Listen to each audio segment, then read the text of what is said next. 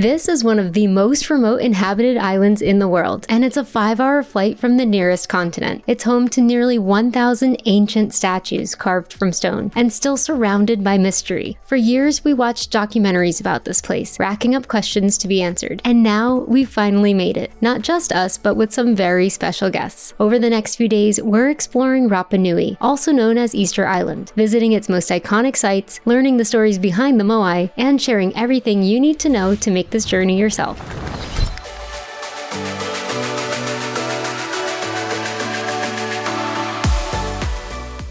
Rapa Nui sits more than 2,000 miles off the coast of Chile, and getting here does take a bit of planning. There are a few important steps you'll need to take before you can even board your flight, so we've put everything you need to know down in the description below if you're thinking about making the trip yourself. But with everything in place, we made our way to the island.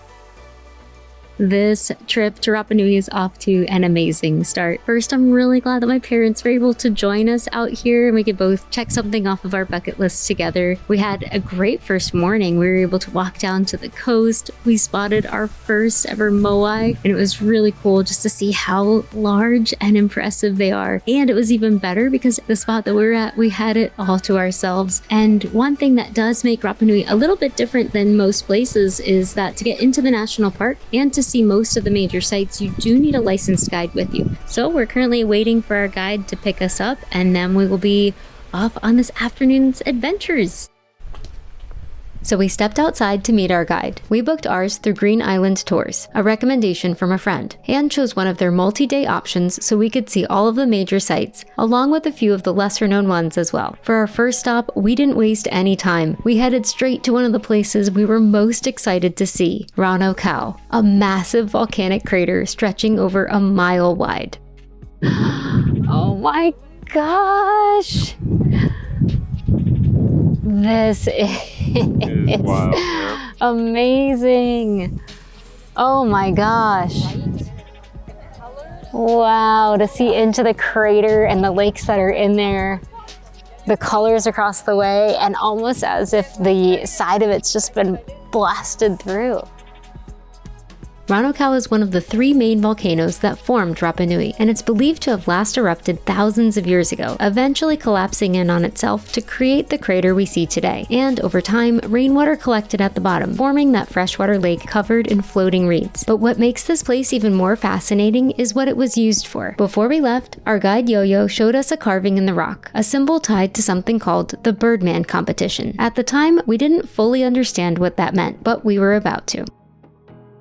From Rano, it was just a short drive along the crater to our next stop, Orongo village. After checking in with our passports and park passes, something you'll need at each site, Yo-Yo gave us a bit of context inside the small museum, before taking us outside to see it all for ourselves.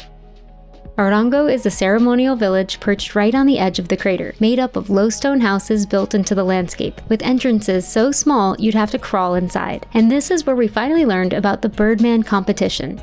This tradition is believed to have started in the 17th century, after the era of the moai, when the power on the island began to shift. Each year, competitors would climb down the steep cliffs below us, swim through the rough ocean waters on bundles of reeds taken from the crater, and make their way to a small offshore island to retrieve the first egg of a migratory bird called the manutara. Whoever survived to paddle back in and climbed back up the mountain first, with the egg still intact, would be declared the Birdman, bringing honor and power to their clan for the entire year.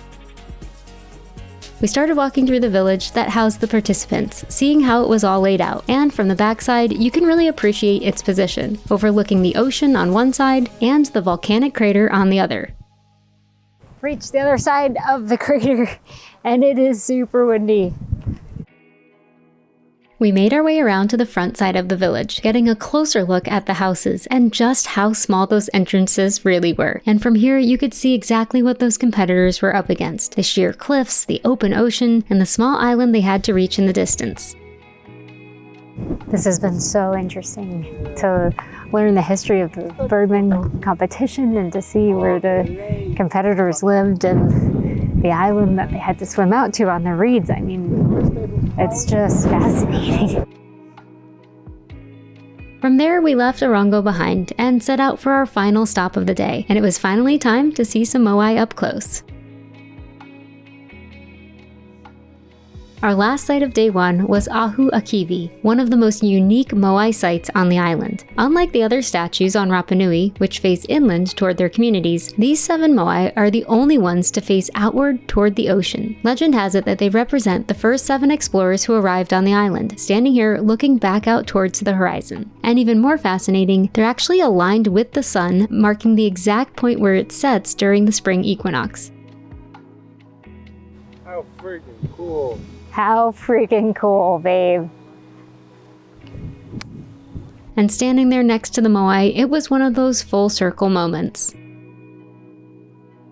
When did you first see this that you wanted to come here? I feel like I saw it on like either National Geographic or the History Channel, and that was when I first realized that I really wanted to come here. I think ever since I saw it, I was like, wow, it's such a mystery. And then there was one more surprise at this site that made it even better. Are you having a good time? I love it.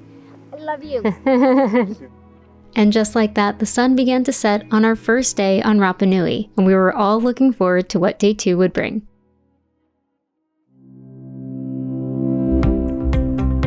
It is the morning of day 2 here on Rapa Nui, and we're about to be picked up by our guide to go explore more of the island. But while we're waiting, I figure I'd give you a look around our amazing Airbnb. There are a variety of different accommodations in Hangaroa, the main town on Rapa Nui. We opted for a locally owned and operated Airbnb that was perfect for the 4 of us. The backyard had 2 hammocks and a nice outdoor dining area, avocado trees where the hosts encouraged us to help ourselves, a stunning garden out front with another seating area where we spent most of our time, and then inside there was a kitchen, 2 bedrooms, and 2 bathrooms. My parents were in the master bedroom, and we had the second room, which had a gorgeous semi-outdoor shower. And that's it for the Airbnb. So all in all, a really nice spot. And I'm glad that this is kind of our home base for the time that we're here. But now I think we are gonna go meet our guide and continue on with the day. Today's itinerary includes some of the island's most iconic sites, but we started with something a little different. Our first stop was Vaihu, also known as Ahu Hanga Te'e, where we got a glimpse into what daily life on Rapa Nui may have looked like. There's reconstructions of traditional homes with thatched roofs, stone gardens known as manavai, and even chicken coops, all designed to help people survive in this remote and often harsh environment. It's actually really spacious in here. Yeah, I mean, this could work, right? Especially for people our size. But just beyond the village, you're reminded of another part of the island's history. Unlike some of the restored sites we would see later, the moai here remain in their collapsed state. Our guide for today, Patricio, explained that they were overthrown during periods of intertribal conflict, a time when power on the island was shifting. It's a powerful place to start the day, offering a deep understanding of both how people lived here and how the island has changed over time. From there, we continued along the coast to another site that tells a different part of the story. This is Akahanga, the remains of an ancient village where more moai lie toppled along the shoreline. But here, some of them are still face up, giving you a different perspective on their scale and detail. The area also features large cave dwellings, which offered protection from the elements and a quiet place to live. Oh, it's so much quieter. By this point, we had seen the moai in all different states, standing, fallen, restored, but there was still one big question. Where did they all come from? So next, we were heading to the place where it all began. If you've ever seen a photo of Rapa Nui, a documentary, or even just a postcard, chances are you've seen this place, Rano, Raraku. This is the quarry where nearly all of the island's moai were carved. And today there are nearly 400 of them still here, frozen in time in every stage of their creation. It's almost like stepping into a workshop where each statue was carved directly into the volcanic rock, then eventually moved across the island to their final resting place. And one of the most surprising things is that what looks like just a head is actually only part of the statue. Many of them have full bodies, with as much as 2/3 buried beneath the ground. From the moment we stepped on the trail, we were completely blown away. Every turn, another statue, each one different, each one massive, and even more impressive up close. More than any other place we had visited so far, this one just felt different. And as we continued along the path, we made our way higher up the mountain, to where some of the moai were never finished. We're now hiking up to see where the moai were carved from. This is so cool. I keep thinking of all the documentaries I probably saw when I was a kid or a teenager or last week. It's definitely brushing up on a few of them. This is so cool. When we reached the upper areas of the quarry, it gave us a completely different perspective. Here you can see the moai in all stages of production, some nearly complete and others still emerging from the rock, as if time had simply stopped, abandoned when the era of the moai came to an end. And from up here, the views stretch out across the island, offering a reminder of just how isolated this place really is. And in the distance, we could see where we were headed next, to one of the most iconic sites on all of Rapa Nui. On our way back down, we made one last stop to see one of the island's most unique statues, the mysterious kneeling moai, a rare and unusual form that still leaves more questions than answers. But from there, we continued on to one of the most famous sites on the island.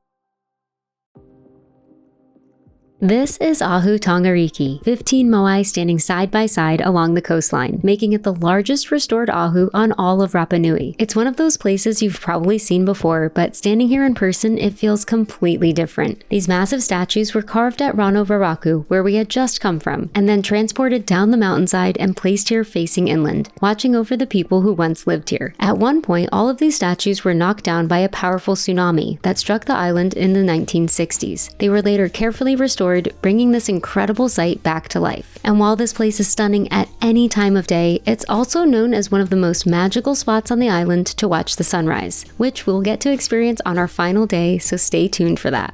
Before leaving, we took a step back to explore the petroglyphs carved into the surrounding rocks, adding yet another layer of history to this place. And then, just like that, the weather rolled in, which is also when I realized I had left my rain jacket in the car. It's raining, but we don't even care because it's been an awesome day. Right. It's raining moai. As quickly as the rain came, by the time we reached our next stop, the skies had cleared once again. We made a brief stop at Te Pahu, home to what is believed to be the largest moai ever successfully transported from the quarry. Standing over 30 feet tall and weighing more than 80 tons, it now lies collapsed, a reminder of just how massive these statues truly were. But what really stood out here was something much smaller, a round stone often referred to as the navel of the world. Some say it holds magnetic energy, and if you place your hands on it, you might actually be able to feel it. From there, we made our way to our final stop of the day, Anakena Beach. And after a full day of exploring, this felt like a completely different side of the island. Soft white sand, palm trees, and clear blue water. It's also one of the only sandy beaches on Rapa Nui, which makes it feel even more special. And even here, you're never too far from the moai. So we took our time, soaking it all in, content after another incredible day on Rapa Nui, and looking forward to even more adventures the next morning. After spending the past few days exploring what's on the surface of Rapa Nui, it was time to see what lies beneath it. Today we were joined by Mark, the owner of Green Island Tours, and the one to thank for all of the incredible drone shots you've seen throughout the video. If you want to see more of his work, check out his channel, Rapa Nui Life. Our first stop of the day was on Te Pahu, a massive lava tube network formed thousands of years ago during volcanic eruptions. Lava tubes are created when the outer layer of flowing lava cools and hardens, while molten lava continues to move beneath the surface, eventually leaving behind these long, hollow tunnels. And when given the choice, I loved that my parents were all in to explore it. So down into the dark we went. All right, so we are going into the cave. Mark says it goes about 150 meters. We know that there are no snakes on Rapa Nui, so I think that Mark was joking, but he did mention bats, so that's, I don't know if that was a joke or not. Once inside, it was a completely different world. The ceilings were low in some places, even for us, so we had to duck and weave our way through, with just enough light breaking through some openings above. It's quiet, cool, and just a little bit eerie. Eventually, we made our way back out and into the open fields above. But even out here, you're still walking over the same volcanic system. Mark explained that at night, you'd never want to walk through this area because those openings in the ground can be hard to see, and you could drop straight into the tunnels below. It's pretty cool that we were just underneath all of this. And it was super spacious down there too. And no bats. No bats. At least not that we saw. Next up, we made our way to Te Pahu, the quarry where the moai top knots were carved. And by top knots, we're talking about the large red stones you sometimes see placed on top of the statues' heads. These were carved from a different type of volcanic rock, a red scoria found only in this part of the island, which is why they stand out so much against the darker stone of the moai. And just like at the Rano Raraku quarry, you can still see many of the pieces here, left unfinished and scattered across the landscape. How they were actually lifted and placed on top of the moai is still debated to this day. But from up here, you also get a completely different perspective of the island, with sweeping views in every direction. It's so interesting to be able to see the moai quarry yesterday and then the top knot quarry today. I just feel like we've gotten a really good view and understanding of just the culture here and the history. And even so, it still seems like there is so much of a mystery as well of how did they get the top knot on the moai. Seems like there's a lot of different theories, which is kind of fun to theorize about it and take our best guess. But it's interesting, you said, kind of depends on who you talk to on what you might believe. For our final stop of the day, we took a beautiful drive to Ahu Vinapu, a ceremonial complex featuring toppled moai and some of the most unique stonework on all of Rapa Nui. The basalt blocks here are cut and fitted together with incredible precision, so tightly that you can barely see the seams between them. And having just come from Peru, it was hard not to notice how similar it looked to some of the Inca stonework we had just seen. And by similar, I mean nearly identical. Whether that connection is coincidence or something more, it's one of the many mysteries that still surrounds this island. After 3 full days of exploring, we called it an early night to prepare for the grand finale of the entire trip.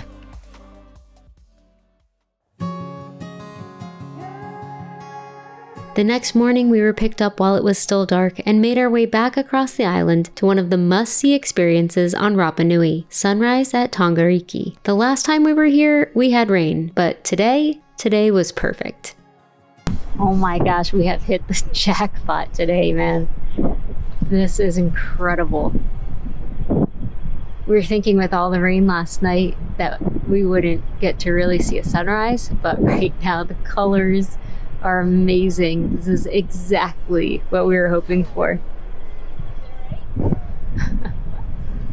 What a day.